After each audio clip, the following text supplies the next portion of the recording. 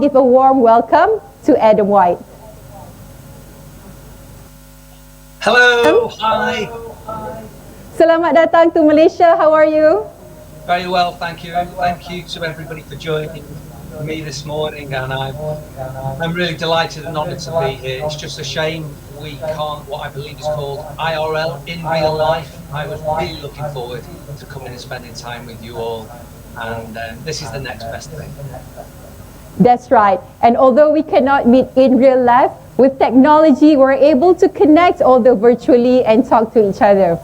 We are ready to hear from you, Adam, on what you will share with us about transient living. So we'll give you a bit of time to share your presentation. Okay, this is I should be an expert by now. We've spent several months, haven't we, using this technology, and funnily enough, this is what my presentation is about, is connecting remotely. So let me practice this a few times, see if it works. Hopefully I do that, and ta-da, there we go. You should be able to see my presentation now. So hello everybody, it's 9 o'clock in the United Kingdom. I'm here in London, and that is where our practice is based. And yes, I'm the most recent past president of the Landscape Institute, and as you heard, a director of Davis White Landscape Architects here. And I'm going to blend this presentation with some other work from other UK practices, some international work, and some of my own projects here at Davis White. If you're really interested in anything that you see or hear me talk about, I know we haven't got a huge amount of time, you can find me on social media. I'm quite prolific on there. So if you look at @Davis_White, I'm on Twitter and on Instagram and Facebook, and we can continue the conversation. I'll talk about that gentleman behind me in a moment, but I want to just give you a heads up what this next 30 minutes is all about. I'm going to be talking about how we work, communicate, socialize, and play, both in past decades, very recently, and the impact that COVID has had on all of us, how we run our businesses, how we live our lives, and what impact that might have on our travel, both from work and also personal. And I cannot do this presentation without cross-referencing the climate crisis and biodiversity emergency. So transient living, somebody asked me, have you ever lived that lifestyle, Adam? And I went, well, not really until the last few years. And when I became president in 2018, that was very much how I lived my life for 2 years, out of a suitcase, on a laptop. I didn't know what country, what town, what city I would be in. And I used the most sustainable modes of transport to get around. But I really did reach out beyond the traditional landscape family that we're all involved in to the wider society, to encourage them to choose landscape. We'll talk about that in a moment. So you can just see some of the images here, and I'm going to use them as I go through. But my time as president was all about connecting people, place, and nature, which is exactly why you're all here today. And there's never been a more important time in our lives to do that. So my journey took me to talking to the former US Vice President. You might recognize him in the middle there, Al Gore. He is the creator of An Inconvenient Truth, and I'm sure many of you have seen this film. It is by far the most terrifying film you will ever see in your life. And people ask me at Halloween, oh, what film are you watching? When you should be watching The Inconvenient Truth. This led him to create the Climate Reality Project, which I'm a huge supporter of, and so is my friend there, Ara Anderson. And if you don't know about the Climate Reality Project, Google it, take a look, and see if you could get involved. Together we can make a huge difference, which is the message from this very famous person. This is His Royal Highness, the Prince of Wales, Prince Charles. And he wrote a book many, many years ago called Harmony. But most importantly, in recent years, and it relates to what we're talking about today, is he was also the sort of driving force behind our industry in the UK, embracing and really doing something about plant health and biosecurity. Long before the COVID pandemic, we've had this building, this worry, which is plant disease that's traveling across the globe. So we really need, as an industry, to understand what we can and cannot do, and how we can educate people who don't understand biosecurity. And if you're not sure, you can Google this, or if you get in touch, I'll send you the link and send you the PDF version of the Landscape Consultants Toolkit. And during my time as president, this is something we created in collaboration. You'll hear that word a lot today, I'm sure, in collaboration with the British Association of Landscape Industries, which are the construction side, the body for the construction industry in the UK, along with the Society of Garden Designers and the Association of Professional Landscapers. And you'll recognise this lady, it's been mentioned a few times, the work that Andre and I did with Her Royal Highness, the Duchess of Cambridge. We worked with her for over a year, designing 4 back to nature gardens. I'm not going to talk about it too much now because I'm going to show you a little bit behind the scenes that no one has seen before when we move on to it. But I have to say, she's a great champion for all the work you are doing and is totally aware of the important role landscape architects and landscape professionals play from working with us, which is fantastic. And here he is. The inspiration behind so much of what I do is Sir David Attenborough. And if you're not aware who this gentleman is, just Google Sir David Attenborough or find one of his programs on the streaming services. He inspired me as president to launch this, Choose Landscape, hashtag Choose Landscape. And again, if you've not heard of it, you can go online at chooselandscape.org. And it is a great tool. It's not about the Landscape Institute. It's about the landscape profession. It's applicable in any country. We'll touch on it a little bit more before I finish. But here is our youngest ever Choose Landscape ambassador. This is little Sophie Fern McDermott.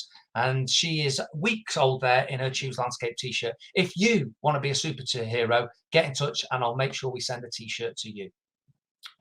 So we're talking about this transient lifestyle, and I'm going to touch on some stats because I've done a bit of research over the last 2 years because I've had plenty of time to prepare for this. But the one thing we launched at the Landscape Institute is the Student Travel Award. This provides funding to a student that's going to travel. It can be regionally, nationally, internationally. But whilst they're traveling, they need to talk, they need to listen, which is way more important, share data, learn new things, find research, bring it back and share it with the Institute in the UK. It's a really great initiative. So you can get involved if you're a young student studying landscape architecture, or maybe if your professional body in your country is interested, I can tell you how we run this and you could launch something very similar. Likewise, forget about that word Brexit. That's when the UK left Europe. As far as I'm concerned, this is my personal opinion. We're all one race, we're all one family, and that's why I'm still actively encouraging anyone. I do apologise, that's my dog Watson, who promised to be quiet. I'm online, Andy, can you take away? Do apologise, viewers, this is live. That's my office neighbour. So studying abroad is something I can tell you a little bit more about. Watson's now left. So this is the research, this is from me talking to different people, is that transient lifestyles have changed in the last few years. They've doubled from 5 million to 10 million. That the average age is about 32. Now, this is the one that I found quite fascinating, is that most people that live a nomadic digital lifestyle is only for about 12 months. So it's not a huge length of time. And when they are traveling, a lot of them don't reach out to more than 5 countries. Again, I was quite surprised to see that. And the one thing I'm not surprised of, we did a rehearsal of this the other day from my little cottage in the Surrey Hills, terrible Wi-Fi. And that's one of the biggest challenges with travel is Wi-Fi connection. Now, they're the stats and these are my thoughts on it. The future, it's a bit complicated, isn't it? Why? Because of travel restrictions, local lockdowns. We don't know if we're coming or going quite often. I'm glad to say in the UK, we seem to be coming out of a lot of those restrictions, but I know it's not the same around the world. But for the future, the long-term future, I do think it's brighter. And I do think our transient lifestyle will be slightly different and more sustainable. What I have noticed is that during the pandemic, you don't actually need to be in an office. How many of you watching today are at home or at a pilot office somewhere and not actually sat at your traditional desk? And this has been led by the big companies, by Twitter and Apple and Facebook. They have all embraced this digital technology approach, which means you can travel and work. And I think we'll see much smaller companies taking this approach in the future as well. But this is what I do think will be the big shift, is that that transient lifestyle will be more national rather than international. I do think you'll see a demand from employers to see you a little bit in the office. So maybe, for example, you have a transient lifestyle in the UK and you might go to Scotland or to Wales or over to Ireland rather than traveling much further, which, to be fair, would be a much smaller carbon footprint. So we've embraced this technology. In the UK, Zoom was an ice lolly, and that's all we used to think it was 18 months ago. And now we've spent our life staring at these little cameras on our computers. And what I have noticed is that different generations have embraced it. I never thought my mum would work out how to use her computer and the camera on it. And we speak most evenings now. And you can see this was our conversation. This was last year, planning for this year. So I'm going to give you a little glimpse into my practice. This is Davis White Landscape Architects. As you heard, we focus on child-centered design. I'm going to talk about how, during the pandemic and before, we delivered projects whilst also embracing a more transient lifestyle. And we design and engage bespoke nature play spaces, as you've heard. And it's great fun. And there's a science behind it. There's kind of bedrock to the projects we do. And these are the great books. If you've never seen these books, I'd encourage you certainly to invest in The Nature Fix by my dear friend Florence Williams, Why Nature Makes Us Happier, Healthier and More Creative. It collects all the science from around the world and puts it in a really easily accessible way for you to communicate with your clients and the communities. And also Richard Lou's Last Child in the Woods, and he talks about a thing called nature deficit disorder. It's not a medical term, but it should be, and we are the prescribers of that. That's what our profession does. And if you are traveling, this is a great way. I know I travel in now. I've moved to the countryside, so I travel listening to a podcast and listening to my digital device. And Florence Williams has done a 3-day effect. She went out with a microphone and a recording device and lived in wilderness and recorded the impact it has on her mental and physical health and well-being. So really, really useful one to tune into. And this is what she talks about in it. Basically, what she's saying is that you need to get a daily fix, a weekly fix, but then a monthly and an annual one. And I'll let you into a little secret. I've not shared this with anyone at all, that this last 12 months I know have been a challenge for a lot of people, both physically and mentally. They have for me too. I have really, really struggled going out, talking. It surprises a lot of people, but I've kind of hidden behind the bravado. And I had to really assess what was going on in my head. And what I realized was I was getting that daily and weekly one. I wasn't getting that monthly one. So this was my environment. This is where I work. This is London. This is what I was facing every day. And I was telling people to go and reconnect with nature. But was I really doing it myself? I was living and working in this environment. So several months ago, I invested, I moved, and this is now where I live. This is the Surrey Hills. This is classic British landscape. If you've ever seen the film The Holiday with Cameron Diaz, that's where this was filmed. And this is where I've moved to. So I still come into work here, but I go home here, which is why, as you may have gathered, my Wi-Fi wasn't very good when we did the rehearsal. And this is my best friend, who you just heard a moment ago. You shouldn't be doing this. You don't deserve it. So anyway, if you're on Instagram and you want to follow Watson, it's the Wisdom of Watson. And she's my best friend. And she makes sure I go outside every day and get that good dose of nature. It ties very well into this young lady. This is the Duchess of Cambridge again. And this is Andre, my business partner. Yes, we created the Back to Nature Garden. And the reason I'm sharing this is this design we developed, which no one's seen before. This is the concept design. I was in the south of France. Andre was in Devon, and the Duchess was in Norfolk, which is kind of northeast of England. And we all engaged using the technology to share these images and to develop the concept design. And then I was still traveling. I was in South Africa. So I was doing the garden route in South Africa and writing for a journal about that experience. Andre was down in Devon, which is the southwest of England, and the Duchess was in London at Kensington Palace. But we developed this together, again, using digital technology. And then eventually we came together in real life, and this is us choosing the plants and then obviously creating the garden. We had to be together to do that. And this is it. This is the Back to Nature Garden. We created 4 of these. This is the one at Chelsea Flower Show. Then we did Hampton Court, and then we did 2 permanent ones at RHS Wisley, which is near where I live now, actually, and one down in Devon, which is actually where Andre lives.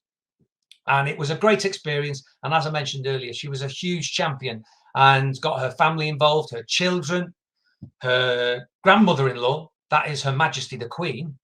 And it was fascinating talking to her. The Queen told us it was the tidiest woodland she'd ever seen. But it was wonderful to be involved in a project, and it has really shifted how public spaces in the UK are designed and help now connect children with nature. And you might recognise a couple of these people. Yes, I've had a number of people visit me over the years while they've been on their travels, and I do take them to have a look at the Back to Nature Garden. If you're in the UK, get in touch with me and I'll give you a private VIP tour of one of our projects. Just get in touch with Andre and I. So I want to touch on this as we move forwards, and that is the COVID pandemic, the relationship it has with the climate crisis and biodiversity emergency, and of course, the transient lifestyle approach that we all grew accustomed to.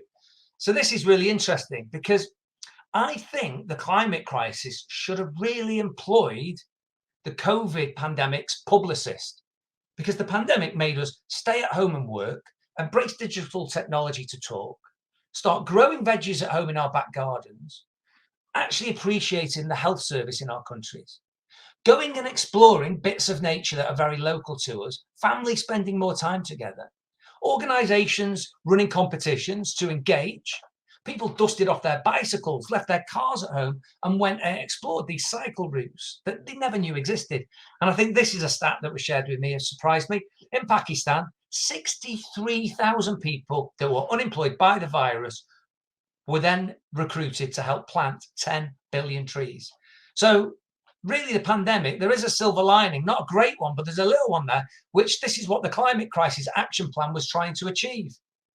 So my time as president of the Landscape Institute was both reflecting on where we've been and looking how we move forwards. And one thing I was really keen to do was share best practice. And that's why we launched what I call the Netflix of the landscape profession. If you've not seen this, it's called LI Campus. It's a catch-up TV channel online, and there's over 300 hours of digital footage of training, of talks, of lectures. Sir David's talks on there. There's lots of fantastic content. And you can join the Institute, you can join at different levels, and you get free access to this. It's a wonderful asset, and it's only going to get stronger and better in the future. As I finished as president, this is the other project that I was keen to push forwards. It's called LI Connect. Again, no matter what level you are, actually, you don't have to be a member to join some of these forums. So this is a digital forum. So when you're traveling and you're anywhere around the world, you can connect and talk about a separate subject. In the UK, we have what they call chapters or branches, where members of the profession all come together on a regional level. But we're now about to launch an international branch. And that's because 10% of our membership, and we have just over 6,000 members, 10% of them are international, living all around the world. And if you're tuning in, such as Lee Parks or anyone else like Rachel Eaton down in New Zealand, if any of you are watching this, hello to you. And we want you to be engaged in what's happening in the UK, along with everybody that's watching this. That's why IFLA is such a great organisation and wonderful for the Landscape Institute to be part of. Talking to each other and listening is what the future is about. So with the pandemic, it forced all our CPD training to go online, and we ran these lunchtime training sessions. What we noticed was the attendance shot through the roof. People didn't have to travel to a different part of the country to go and attend a training event. They could have a coffee, have their sandwich, and then tune in at lunchtime. So we will carry on that with a bit of a blended approach. Of course, there will be some events that will be in person. And I'm sure in your country, oh, it says coming soon, it's already here. This is a way online of our members registering and recording the training that they do. We have a legal obligation in the UK because we are chartered landscape professionals. So we have to record how many hours every year we spend. And that's what that does. I talked about this, and we cannot carry on. We cannot have this conversation without mentioning the issue, which is the climate. And when I was at the last IFLA Congress in Oslo, I joined, along with a few of my colleagues, the climate strike in the Parliament Square there. We need to wake up, and we don't need to wait for the solutions. We have the solutions at our fingertips. We're trained to solve this. It's about collaborating and influencing the government. That's what we need to do. My final thing I did as president was put this statement out there, which is saying we will make a commitment in the UK to be net zero by 2029. I was listening to this fella, David Attenborough, A Life on Our Planet, his book, and I was listening to Audible coming in today, and he talks about how it really is under 10 years that we have got left to resolve this. And that's why this is very useful. You can download this. It's our action plan. So if you want to have a look at this, gives you great advice on how you can help make a difference. This was me on stage at the IFLA World Congress in 2019. Gee whiz, it feels like a long time ago. And this is my personal and professional message to you all. Tell your governments to act now. Take action locally, be that grow a sunflower on your street. Give up some of the meat and embrace a plant-based diet. Put your car in the garage and cycle. Change your electricity to wind and sun providers. Take the train instead of the plane where you can. Save energy, don't waste energy, and possibly move to a green bank. But this is it. We're all design champions, we know that. But this is what we need to become, sustainability superheroes. This slide is so important. If you're going to do a screenshot, this is the one to do it of. Let's get this message out there. So, okay, as we move forwards, I'm going to whiz through these now. That's what we, I do apologize. That's what we had to do in 2020.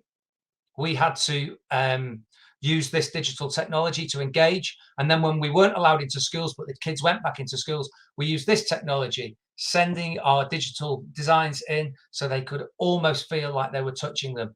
And this is on our YouTube channel, the Davis White YouTube channel, along with all our other digital landscapes. So you can take a look at how we're embracing this technology. And this was created by Niall, who lives hundreds of miles away from where we were working on the project. And this one was too. But where we can in person, there's nothing better than hands-on in real life. And that's what we love, running these hands-on workshops, because it's important to transform spaces like this. This is the same space into that. From this into that, this is the same space. People have discovered the power of nature, and we need to provide quality landscape spaces for them. So as we move towards the end of my presentation now, here we go. This is the Green Recovery. This is a really important document from the Landscape Institute, which is making sure the recovery from COVID is led by landscape, that we influence governments. That is what is essential. Digital technology has its place to do that. And together we can achieve what the goal is, which is to be carbon zero in under 10 years' time. Even our government in the UK, even Boris Johnson has said the recovery should have a green focus. But we need to watch these politicians. We need to keep on top of them and make sure it's just not hot air that they're speaking, that they are genuinely going to stand by their promises. And I can't carry on without showing you this project. So this was the Blossom project. We delivered this project digitally, designed it, engaged throughout the pandemic with no in-person meeting, with people all over the world, a huge collaboration to create a national memorial for those impacted by the COVID pandemic. It has 33 trees in it, blossoming trees relating to the 33 London boroughs. And it has 33 bands of timber going through the footpath, again relating to the boroughs. That's reclaimed timber from the old docklands. That's using recycled aggregate in the concrete footpath. It is a sustainable project like I've never seen before, a collaboration like I've never, ever seen before. But the impact it's had on people's lives in the short time it's been open since May is something special, which is why I want to show you this little film. One thing we've learned throughout this pandemic is the importance of our open green spaces on our doorstep. And that's what the Blossom Garden does. It provides an accessible and inclusive space for everybody, celebrating nature. The design of the garden is based on 3 rings of blossoming trees. And we've chosen that shape because it's a very simple shape that's quite comfortable for people to be in, and it feels very relaxing and calm. And when we did the engagement along with Rosetta Arts to ask people what they wanted something that felt relaxing, reflective, and restful to be in. There are so many different areas that people can occupy. We've made these benches fully accessible for all abilities. So wheelchair users, if they have the ability, can park up against the ends of them and then slide over. So there is deliberately not a armrest at the end. So they can do that. Armrests are there for those who are less able-bodied, so they can push up and sit down easily. We've gone to reclaimed sources, recycled sources. There's areas where children can roly-poly down a hill. There's going to be areas where we're planting peat-free grown perennials in autumn this year, which will really increase the biodiversity here as well. My name is Carlton Acosta. I work at Neum Hospital in the intensive care department. I'm the ward manager there currently. COVID was a very horrible experience. I mean, Neum was hit quite hard by COVID with one of the highest case of COVID there, one of the highest death rate there. I mean, it had a horrible effect on all the staff and on all of our patients and all the families of our patients. The mark is still there. I think the mark will stay with us for quite a long time, actually. It's horrible. I think it's good to have a space like this, actually. It does mean a lot to us as key workers to have a spot that we can come and reflect on what happened for the last 1 year. It would be a good spot for those who have lost loved ones to come as a means of just thinking about all the wonderful time they spent when they were alive, and think about the future also, because that's very, very important.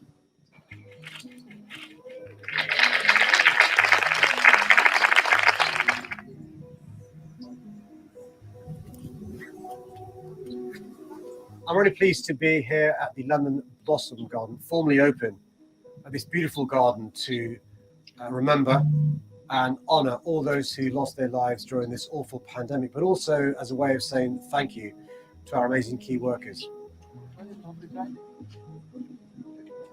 Planting a tree is a statement of hope and faith in the future, and the National Trust wants to make sure that this garden will be the first of many across the UK.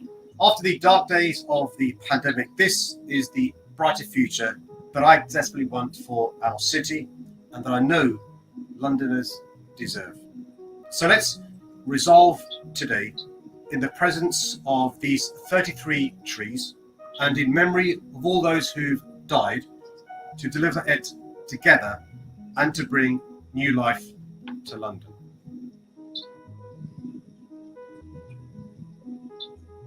This was a really, really special opportunity for us to collaborate across the industry and the profession to bring together so many different people from the landscape world to create a unique space that celebrates and reflects on what has been a very, very difficult time for lots of people. We all need to reflect on what the past year has been for all of us, and remember those who didn't make it through. Remember those who help us or help the country in a whole to survive this pandemic.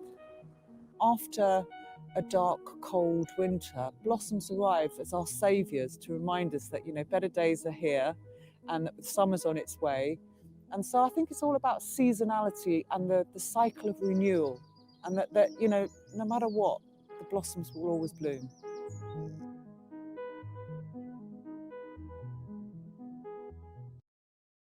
This is what it looks like now. This was 2 weeks ago when we ran a workshop with a group of teenagers that were wondering what they might do with their careers, their future choices.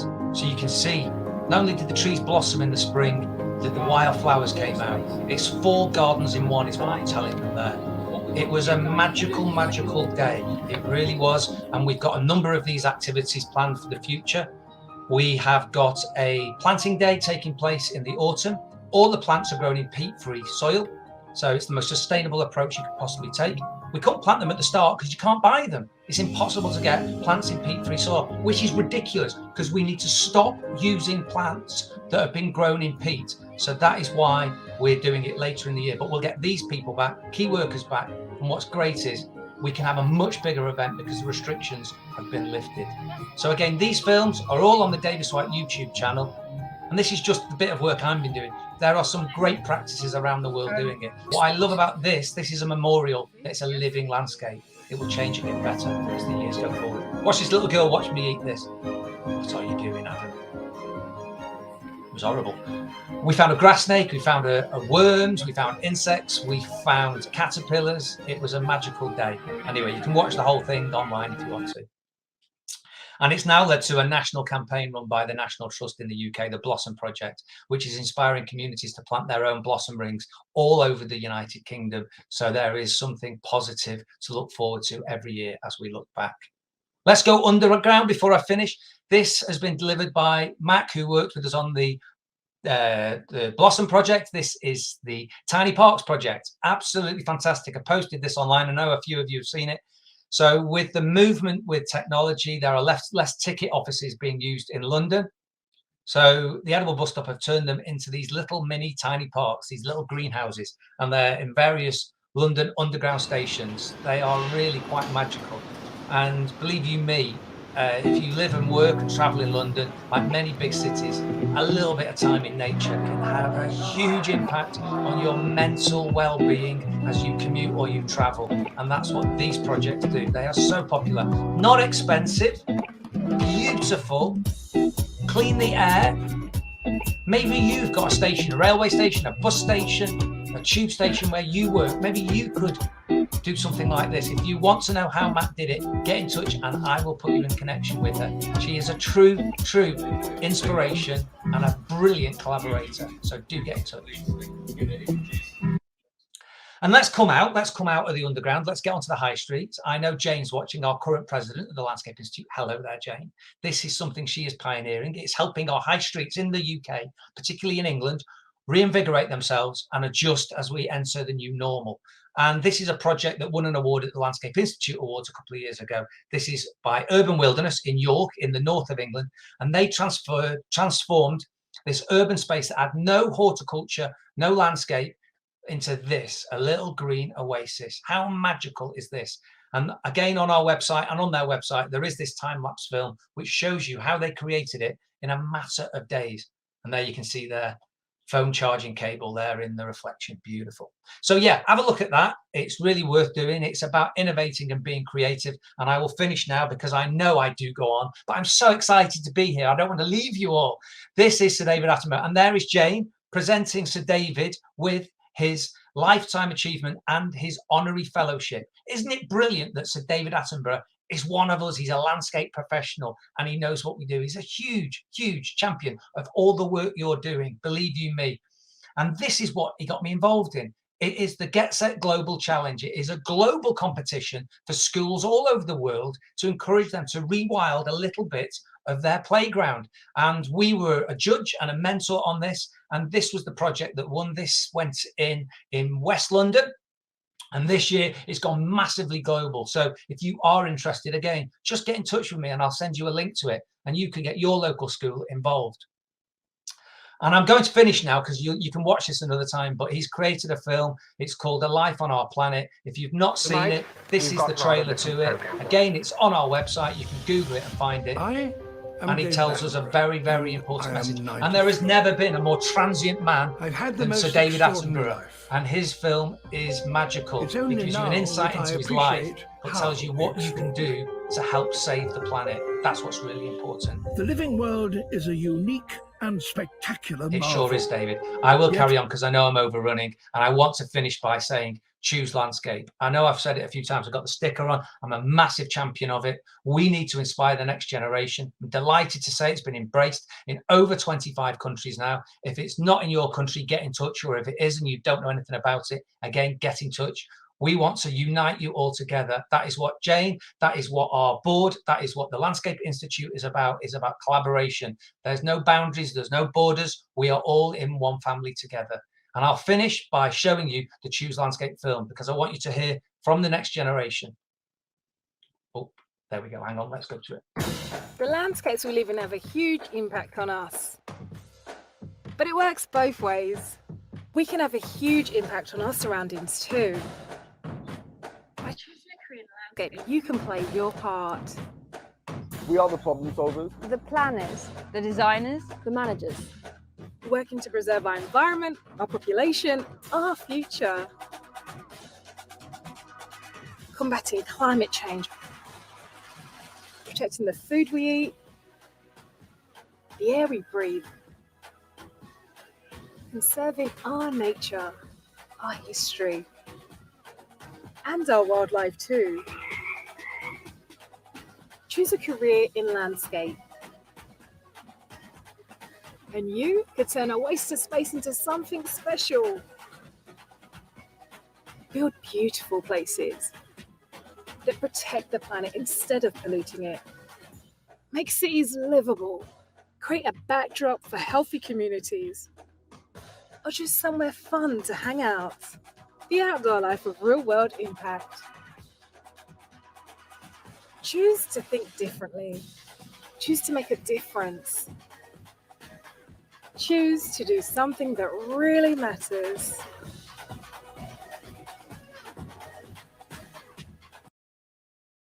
Everybody, that is me done. There I am with Watson and my team and some of my colleagues. Thank you for inviting me today. I hope you've enjoyed it. I think I've run over a little bit, but I know I started a little bit late. But hopefully there's a really important message in there, which is about acting locally, thinking internationally. Thank you very much, Adam, for sharing with us all those ideas. And now I know when somebody asks me, how do we become change makers? The answer is choose landscape. It is. So Adam has demonstrated the various ways of how we can adapt to changes and take opportunities and challenges that come our way. And Adam, do stay with us in the IFLA 2020 Virtual Congress portal, where our delegates can connect with you and have a chat. Oh, we have an Instagram star over there. There's Watson. You heard her earlier. All right. Thank you, Adam. So we'll see you soon. Much. And thank you for being with us in IFLA 2020. Bye-bye for now. Bye-bye. Say goodbye, Watson.